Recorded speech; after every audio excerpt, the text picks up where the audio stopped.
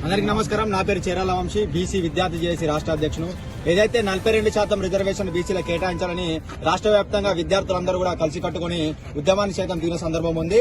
ఈ రాష్ట్రంలో ఉన్నటువంటి బీజేపీ ఎంపీలు ఎవరైతే ఉన్నారో ఇప్పటి వరకు బీసీల మీద మరి కపట ప్రేమను చూపిస్తూ బీసీలకి విషయంలో మాట్లాడటం లేదు.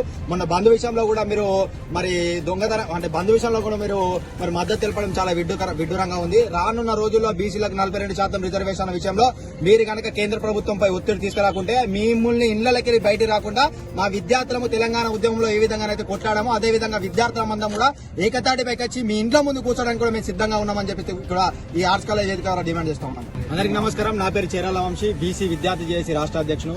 ఏదైతే 42% రిజర్వేషన్